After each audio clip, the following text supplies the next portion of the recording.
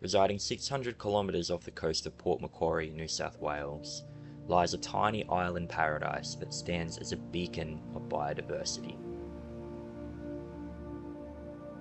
This World Heritage listed site boasts a variety of ecosystems, from cloud forest to lowland palm forest, and is surrounded by pristine reef. Nearly half of all plant life on the island can be found nowhere else on Earth. Starting off, the trip was pretty wet and windy, and I can safely say I've never experienced a hairier plane landing in my life. I was lucky enough to be invited to work alongside the weed team for 3 weeks. A great opportunity and likely the only way I'd be able to visit such a place.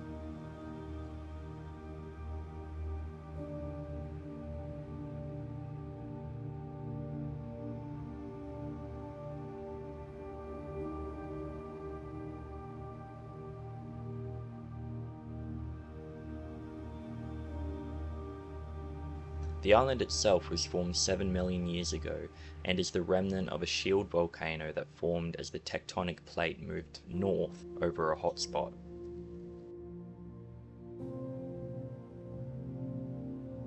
Due to heavy erosion from wind and water, only 6% of the original island remains above sea level. It is estimated the entire island will be submerged within 200 to 300,000 years.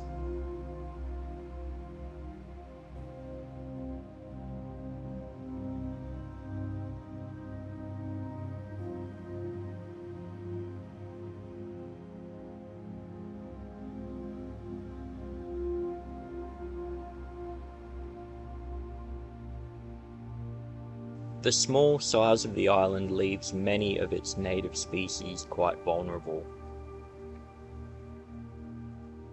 Several species of birds, for example, went extinct just years after settlement from people. But by far the biggest threat to the biodiversity of the island is the black rat. Introduced to the island in 1918, they soon became a massive problem to the flora and fauna. With limited predators, the rat was able to run rampant and explode in numbers.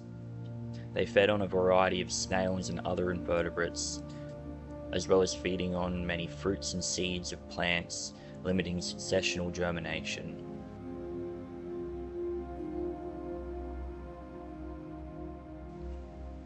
Several years ago, an extensive baiting program was undertaken and the rats were eradicated, with many native species expected to recover.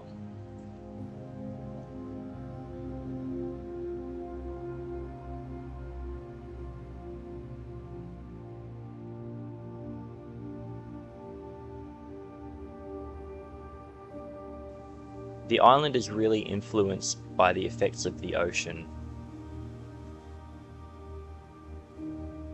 Wind and salt spray can severely limit growth of a lot of plants, and you'll find in a lot of areas where it's more exposed, a lot of the plants are stunted.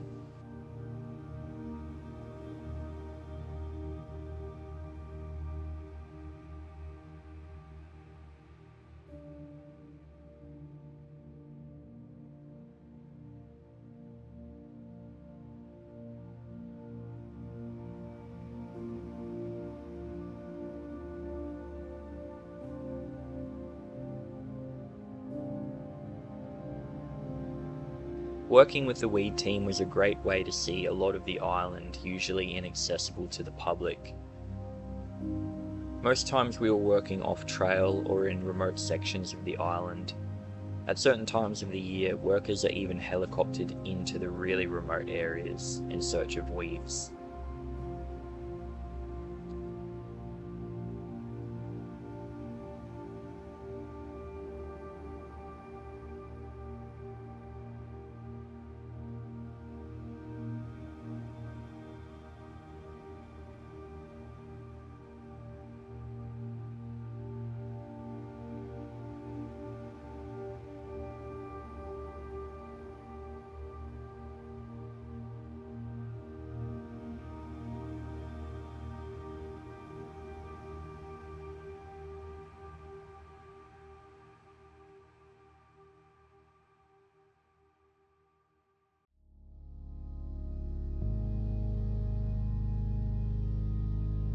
Lord Howe Island is one of the best places in Australia to observe bird life. With roughly 200 species of seafaring and terrestrial birds utilising the island in some way.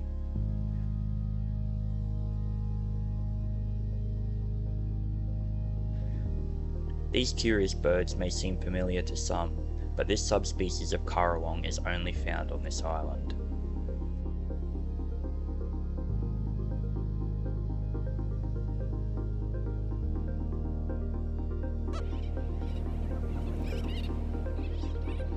Lord Howe Island is a key breeding area for some species of birds.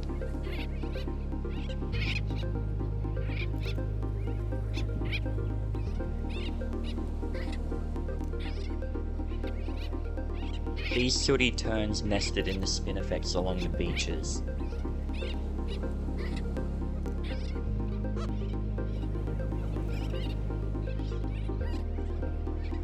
These birds aren't seen on land except to breed, and they spend months at a time far offshore.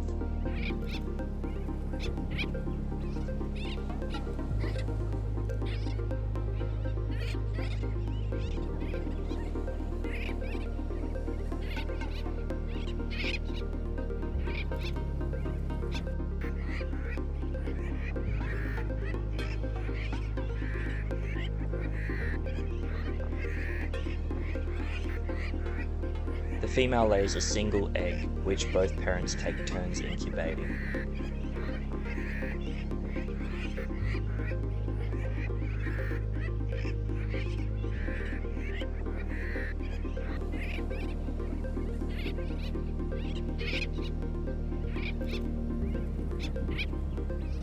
When the chicks leave the nest, they won't return to land until they reach maturity and they are ready to breed, which can be several years.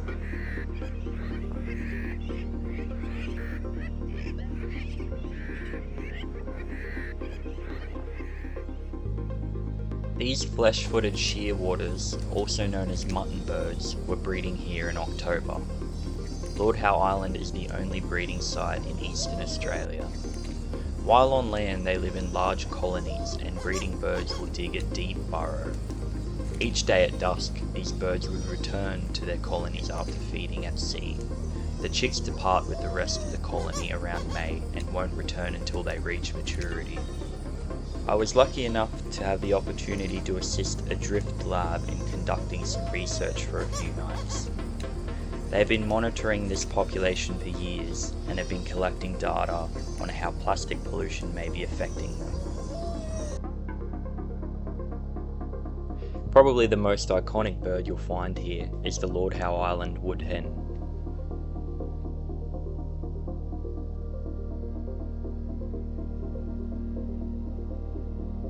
Woodhens eat a variety of invertebrates and are often seen foraging through leaf litter.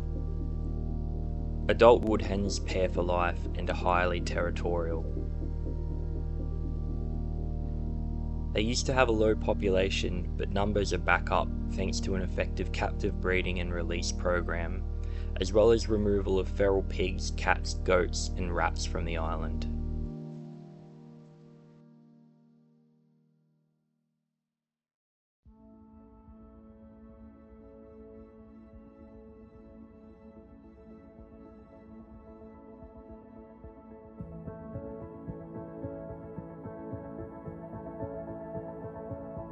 In the surrounding ocean, a similar level of biodiversity can be seen.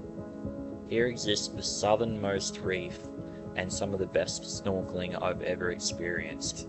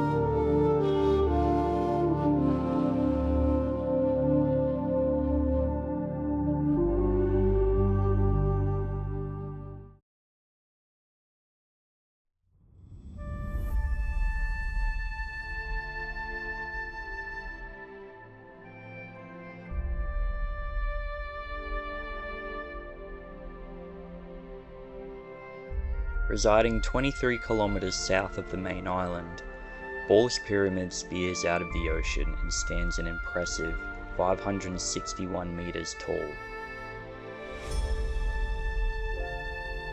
This formation was created by the same hotspot responsible for Lord Howe Island.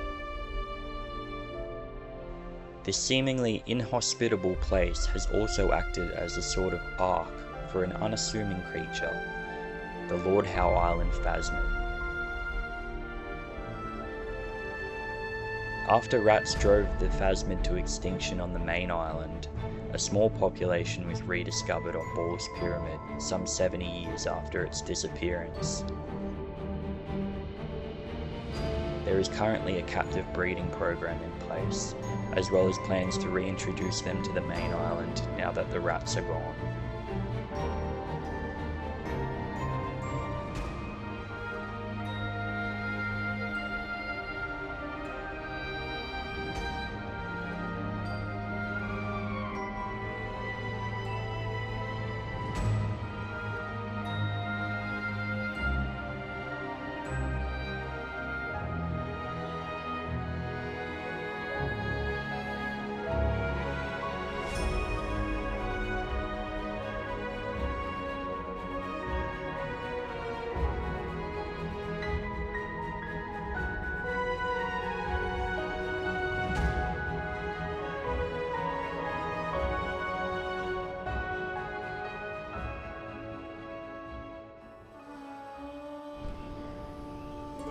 As for herping Lord Howe Island, it's really basic.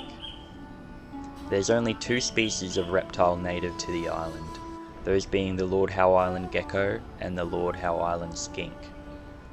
The common garden skink, Lampripholus delicata, has also been introduced to the island, as well as the bleeding tree frog, Latoria dentata.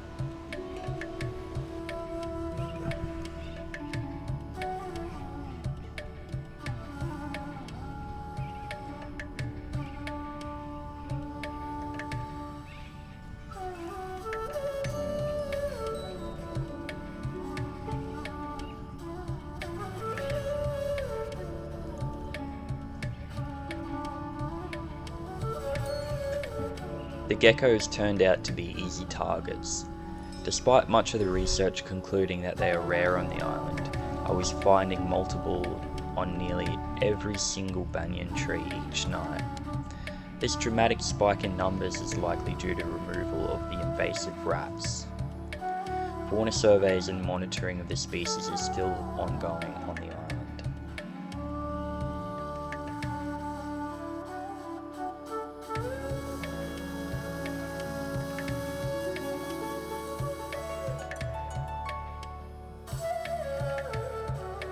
Sadly, the same could not be said for the skink.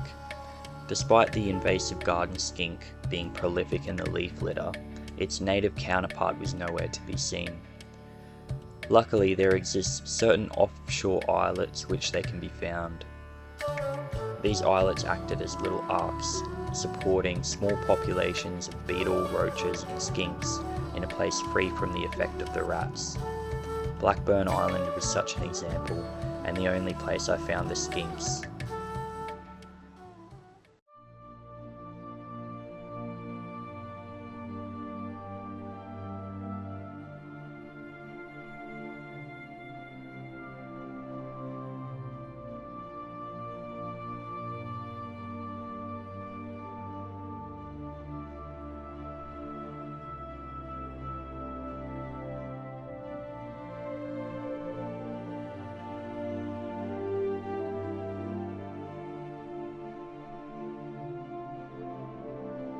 There are a variety of hikes you can do on the island.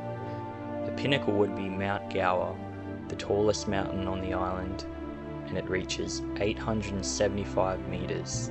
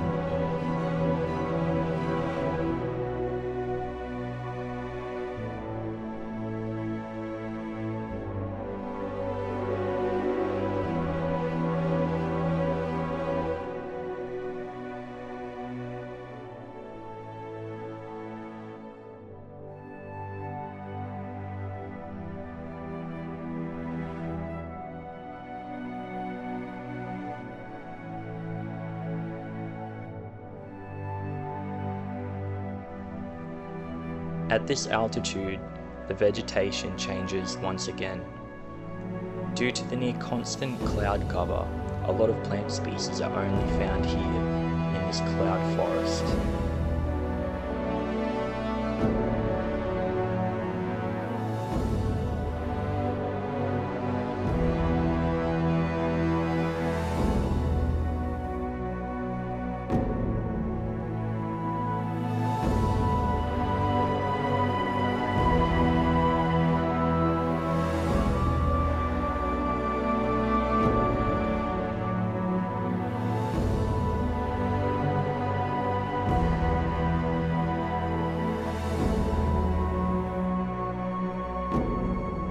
Despite the devastating impact people have caused the island, we are finally beginning to understand its value as an ecosystem.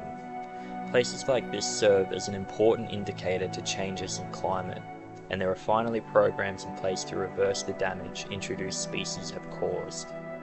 Though many are unfortunately gone forever, the remaining native species can expect to thrive, so long as we have the power and desire to make positive changes in how we interact with our environment.